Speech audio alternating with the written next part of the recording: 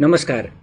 COVID-19 को दैनिक update लिएर स्वास्थ्य तथा जनसङ्ख्या मन्त्रालयको तर्फबाट म प्रवक्ता उपस्थित छु। मेरो साथमा दिनेश श्रेष्ठ हुनुहुन्छ, जसले सांकेतिक भाषामा मलाई सहयोग गरिराख्नु भएको छ यो प्रसारणमा। आज जेठ 18 गते म पहिलो अपडेट प्रयोगशालाको परीक्षणबाट गराउन चाहन्छु।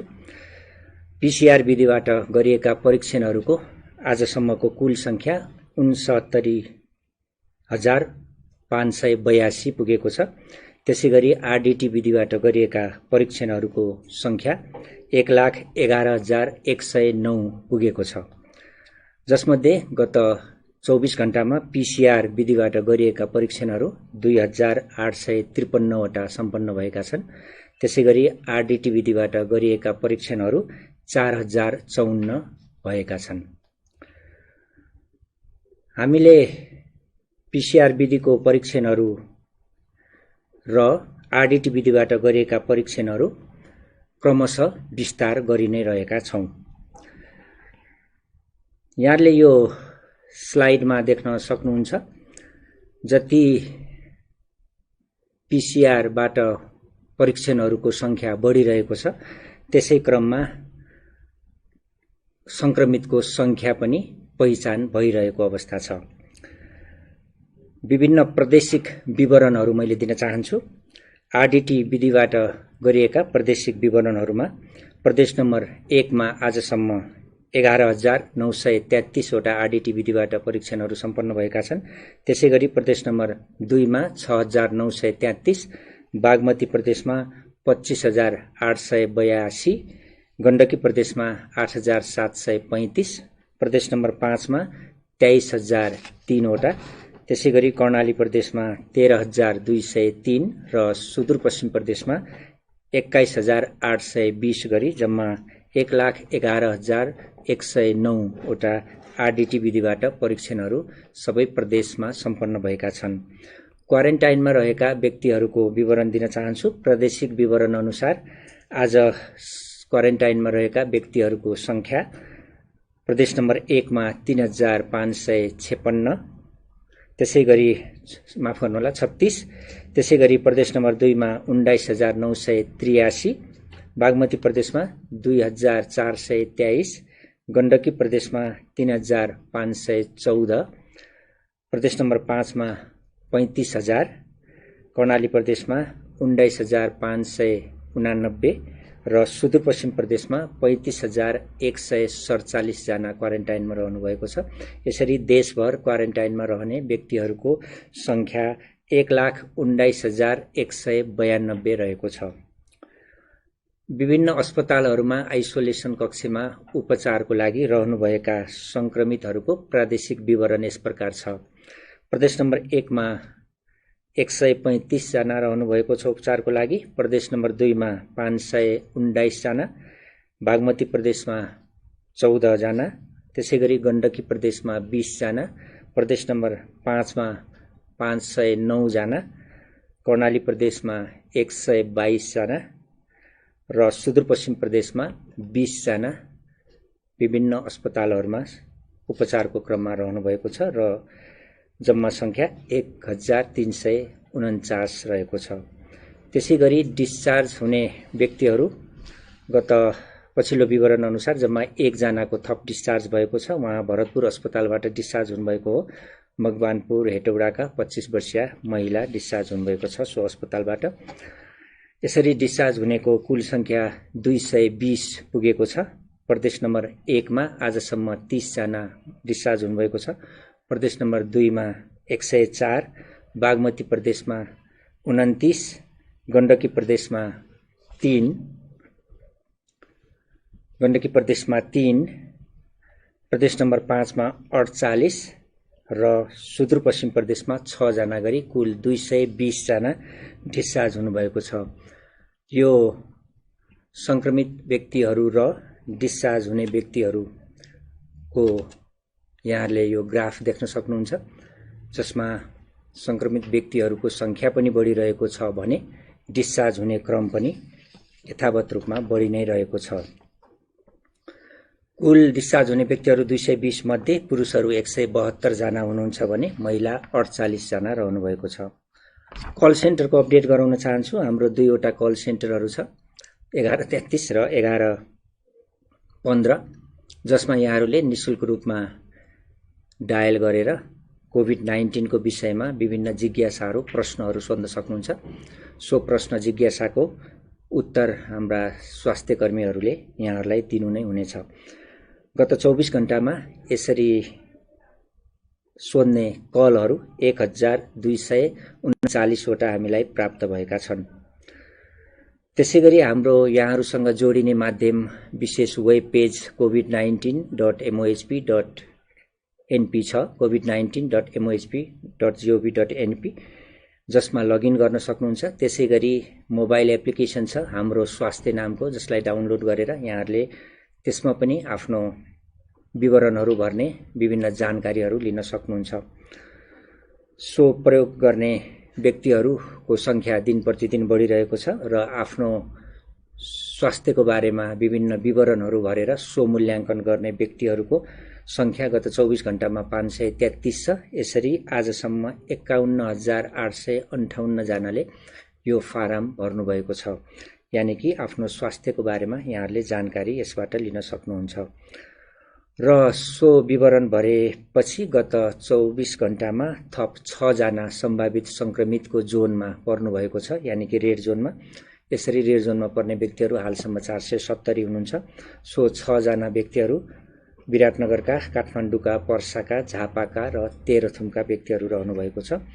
यहाँहरू सबैको एपिडेमियोलोजी तथा रोग नियन्त्रण महाशाखा र सम्बन्धित प्रदेशहरू मार्फत यहाँहरूलाई कन्ट्याक्ट गर्ने काम भइ नै रहेको छ। सम्भावित संक्रमितहरू यसबाट हामीले विभिन्न एप्लिकेसन मार्फत यहाँहरू समक्ष पुग्छौं। अब मैले अपडेट संक्रमित व्यक्तिहरूको विवरण दिन्छु। यो अपडेटमा गत पछिल्लो अपडेट अनुसार नयाँ संक्रमितको संख्या 166 रहेको छ, जसमध्ये 162 जना पुरुष र 4 जना महिला हुनुहुन्छ। जस अन्तर्गत प्रदेशको जनस्वास्थ्य प्रयोगशाला पोखरामा गरिएको परीक्षणमा 3 जनाको पोजिटिभ आएको छ। उहाँहरूमध्ये तनहु रिसिङका 1 जना 28 वर्षीय पुरुष हुनुहुन्छ। त्यस्तै स्याङ्जा गल्याङका 2 जना हुनुहुन्छ, 27 र 40 वर्षीय पुरुष। त्यसैगरी नारायण अस्पताल वीरगञ्जमा गरिएको परीक्षणमा 5 जनाको पोजिटिभ आएको छ। उहाँहरू पर्सा पटेरुवा सुगौलीका हुनुहुन्छ, जो क्वारेन्टाइनमा रहनु भएको छ। त्यहाँको स्थानीय क्वारेन्टाइनमा 5 जना व्यक्तिहरू 22 देखि 36 वर्ष उमेरका पुरुषहरू हुनुहुन्छ। त्यसैगरी कर्णाली स्वास्थ्य विज्ञान प्रतिष्ठान जुम्लामा गरिएको परीक्षणमा 37 जनाको पोजिटिभ आएको छ। उहाँहरूमध्ये 13 जना कालीकोट शुभकालिकाका हुनुहुन्छ, जो 19 देखि 52 वर्षका पुरुषहरू हुनुहुन्छ। त्यसैगरी कालीकोटकै महई गाउँपालिकाका 5 जना हुनुहुन्छ, 20 देखि 42 वर्षका पुरुषहरू। त्यसैगरी दैलेख दुल्लुका 1 जना हुनुहुन्छ, 35 वर्षीय पुरुष। दैलेखकै नारायणका नगरपालिकाका हुनुहुन्छ 9 जना, 16 देखि 48 वर्षका पुरुषहरू। दैलेखकै सिमदाका हुनुहुन्छ 1 जना, 26 वर्षीय पुरुष। त्यसैगरी दैलेखकै देवलकानका 5 जना, 18 देखि 22 वर्षीय पुरुषहरू हुनुहुन्छ। त्यसैगरी दैलेखकै रातापानीका 1 जना, 38 वर्षीय पुरुष। दैलेखकै साधुका 1 जना, 22 वर्षीय पुरुष हुनुहुन्छ।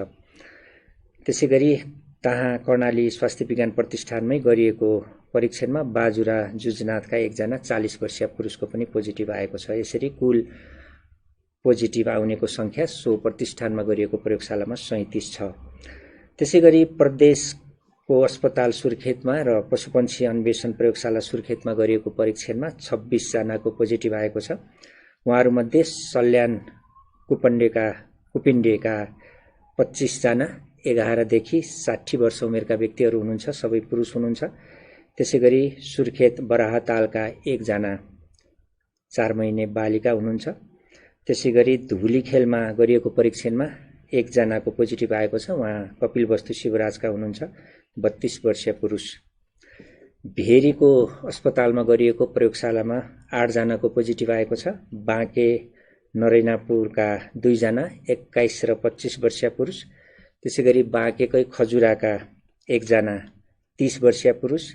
नेपालगञ्जका 16 देखि 42 वर्ष उमेरका 4 जना पुरुषहरू हुनुहुन्छ। त्यसैगरी बाँकेकै बैजनाथका 1 जना 35 वर्षीय पुरुष हुनुहुन्छ। त्यसैगरी धरानमा गरिएको परीक्षणमा बीपी कोइराला स्वास्थ्य विज्ञान प्रतिष्ठानमा गरिएको परीक्षणमा 12 जनाको पोजिटिभ आएको छ। उहाँहरू सबै सप्तरी राजगढका हुनुहुन्छ। 17 देखि 45 वर्ष उमेरका पुरुषहरू हुनुहुन्छ। त्यसैगरी सेती अस्पतालमा गरिएको परीक्षणमा 5 जनाको पोजिटिभ आएको छ।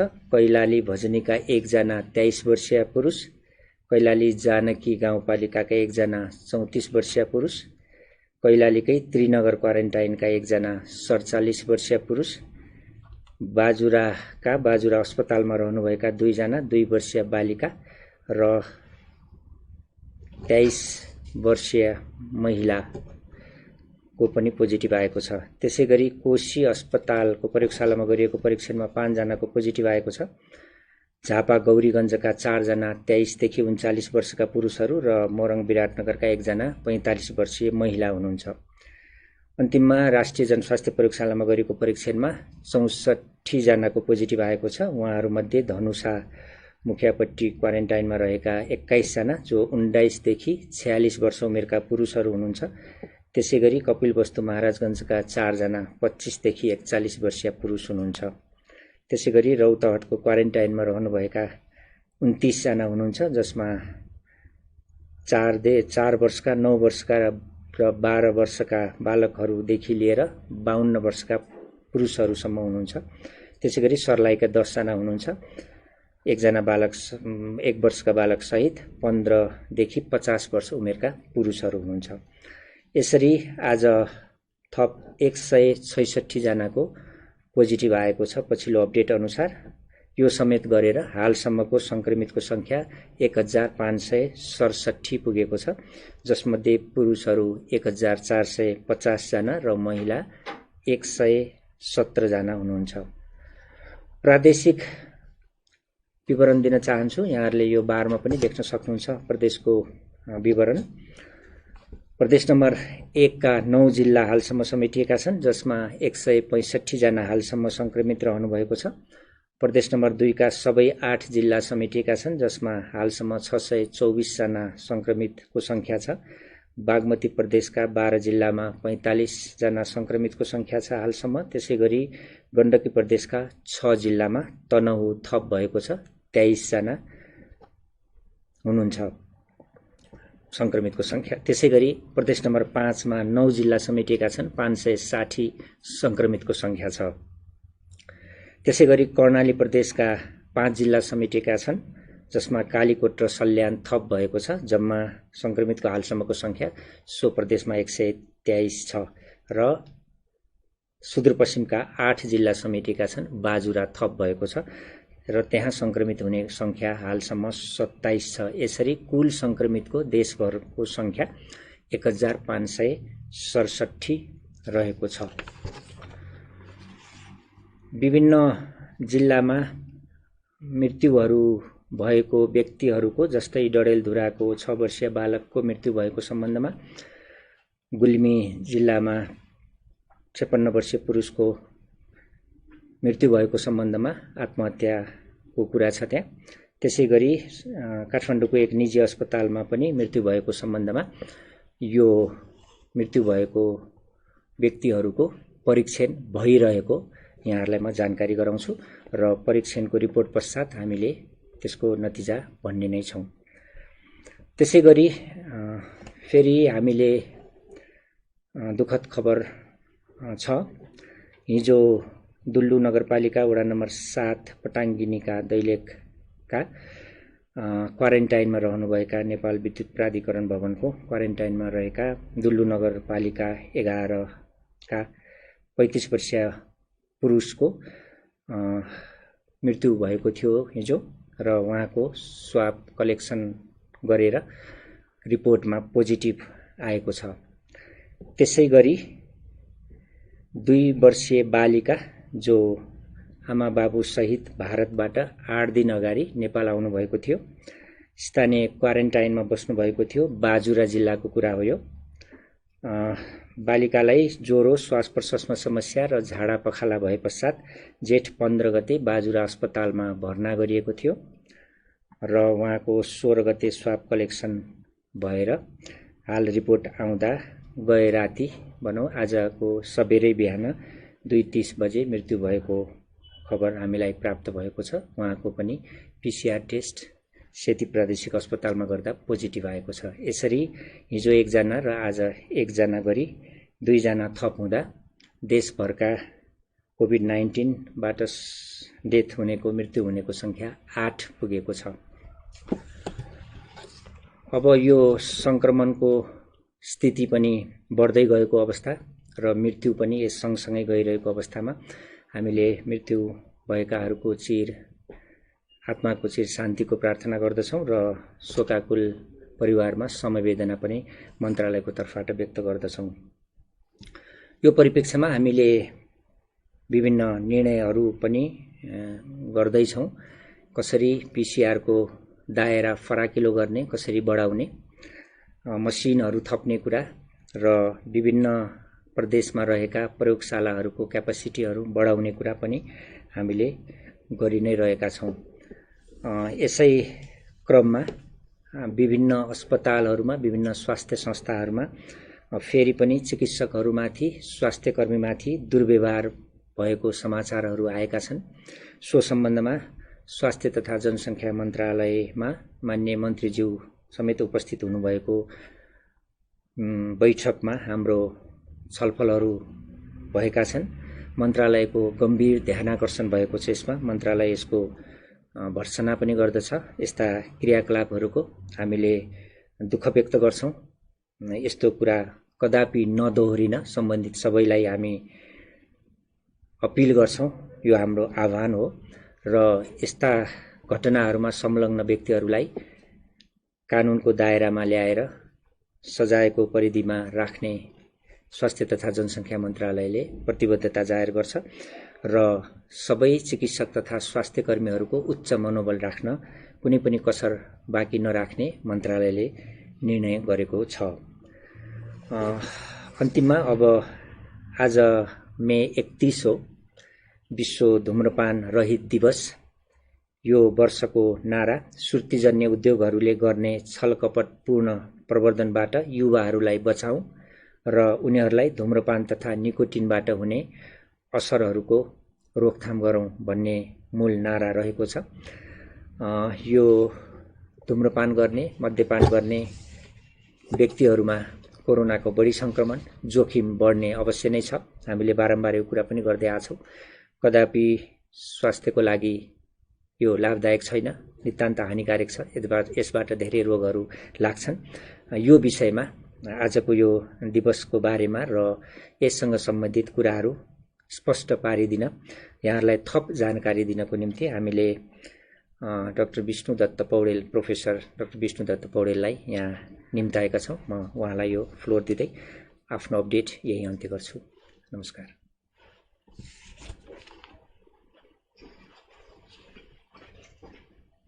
नमस्कार। म आज 31 मे वर्ल्ड नो टोब्याको डेको दिन बारेमा केही कुराहरू भन्न गइरहेको छु। कोरोना जस्तै एउटा अर्को पेन्डेमिक टोब्याको युज हो। कोरोना नपुगेका राष्ट्रहरू, नर्थ कोरिया लगायत अन्य राष्ट्रहरूमा पनि टोब्याको युज पुगेको छ र टोब्याकोले विश्वभरिमा लगभग 1.3 बिलियन अरबौं मान्छेलाई असर पारेको छ र कोरोना यो टोब्याको सदुपयोग गर्नाले र विश्वभरिको मान्छेको मृत्युको दर भन्ने भने लगभग 8 मिलियन 80 लाख मान्छेहरूको मृत्यु हुन्छ। हरेक 4 सेकेन्डमा एक मान्छेको मृत्यु हुन्छ। त्यसैगरी टोब्याकोले हाम्रो नेपालमा पनि अति नै असर पारेको छ। नेपालमा पनि लगभग वर्षको 27,100 मानिसहरूको मृत्यु टोब्याको कारणले हुन्छ। प्रत्येक दिनको हिसाब गर्ने भने लगभग दिनको 74 जना टोब्याकोले गर्दा मृत्यु हुन्छ। टोब्याकोले रोग लाग्ने र मृत्यु हुने कारण विभिन्न छन्। टोब्याको सदुपयोग गर्नाले क्यान्सर हुने, हार्ट डिजिज हुने, छातीका रोग, रेस्पिरेटरी रोगहरू, आजमा, COPD जस्ता रोगहरू हुन्छन् र त्यस बाहेक पनि कोरोना जस्ता रोग पनि युज गर्ने मान्छेलाई, सदुपयोग गर्ने मान्छेलाई हुन सक्ने सम्भावना ज्यादा हुन्छ र रोग लागिहालेमा त्यो कोरोनाले गाल्ने र त्यसले मृत्यु हुने सम्भावना पनि ज्यादा हुन्छ। त्यसै कारण यो टोब्याको वर्ल्ड नो टोब्याको डेको दिनमा हामी सबैले प्रण गरौँ, सकेसम्म जसले टोब्याको युज गरिरहनु भएको छ आजैको दिनमा टोब्याको युज गर्न छोडौँ। छर छिमेकी परिवारमा कसैले टोब्याको युज गरिरहनु भएको छ भने उहाँहरूलाई टोब्याको युज नगर्नलाई चाहिँ प्रोत्साहन गरौँ। र टोब्याको कन्ट्रोलको लागि स्वास्थ्य मन्त्रालय पनि विभिन्न कार्यक्रमहरू लिएर आएको छ। टोब्याको कन्ट्रोलकै लागि टोब्याको कन्ट्रोल एक्ट लिएर आएको छ। ती एक्टहरूले विभिन्न सार्वजनिक क्षेत्रहरूमा, सार्वजनिक स्थलहरूमा टोब्याको धुम्रपान गर्न नपाइने भन्ने चाहिँ लागू गरेको छ। र यस वर्षको नारा अझ युथहरू, हाम्रा युथहरू भविष्यका कर्णधारहरू हुन् र विभिन्न अध्ययनले के देखाएको छ भने 10 देखि 20% युथहरूले चाहिँ टोब्याको युज गर्छन् र टोब्याको इन्डस्ट्रीहरूले ती युथहरूलाई एट्र्याक्ट गर्नको लागि विभिन्न नाराहरू, विभिन्न प्रोपागान्डाहरू गर्छन्। कहिले लाइट सिगरेट्स भनेर गर्छन्, कहिले चाहिँ इलेक्ट्रिक सिगरेट भनेर गर्छन्, कहिले कलरफुल प्याकेटहरू उत्पादन गर्छन्। यी विभिन्न गरेर चाहिँ युथहरूलाई चाहिँ एट्र्याक्ट गर्ने गर्छ। हामी सबैले त्यसबाट बच्ने कोसिस गर्नुपर्छ र त्यसबाट चाहिँ हाम्रा युथहरूलाई बचाउनुपर्छ, किनभने भोलिका दिनमा हाम्रा युथ नै हाम्रा चाहिँ भविष्य हुन्। त्यसकारण टोब्याको इन्डस्ट्रीले दिएका जुनसुकै नारा हुन्, चाहे त्यो लाइट सिगरेट्स भनेर आओस्, फिल्टर सिगरेट भनेर आओस् या इलेक्ट्रिक सिगरेट भनेर आओस्, ती सबै हानिकारक हुन्छन्। सबैमा चाहिँ ती धातु हार्मफुल केमिकल्स, 7,000 भन्दा धेरै प्रकारका केमिकल्सहरू छन्, जसमध्ये 70 प्रकारको केमिकलले त क्यान्सर मात्रै गर्न सक्छ।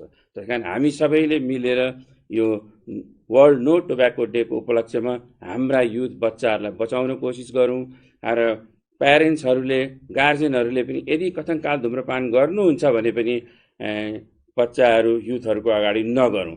डेटाले, अध्ययनले के देखाएको छ भने लगभग 50% युथ 13 देखि 15 वर्षका युथहरू सेकेन्ड ह्यान्ड स्मोक एक्सपोज हुन्छन्। अरूले खाएको टोब्याकोबाट, अरूले गरेको धुम्रपानबाट त्यसरी असरित हुन्छन् र भविष्यमा त्यो कारणले गर्दा ती बच्चाहरूलाई एगेन टोब्याकोको कारणले हुने सम्पूर्ण दुष्प्रभावहरू, क्यान्सर, हार्ट एट्याक, रेस्पिरेटरी डिजिजहरू हुनसक्छ। त्यसै कारण आजैको दिनमा हामीले यो टोब्याको युजलाई घटाउने कोसिस गरौँ। सबै हामी समाजका सबै प्रबुद्ध वर्गहरू, समाजका सबै व्यक्तिहरूले, ताकि यो अन्य रोग पनि नलागोस् र अहिलेको यो कोरोना पनि टोब्याकोको घटायो भने कोरोना लाग्ने सम्भावना पनि कम्ती हुन्छ र कथनकाल लागिहाले पनि त्यसले गाल्ने समस्या पनि कम्ती हुन्छ। यति भन्दै मेरो 2 शब्द यति गर्छु। Thank you.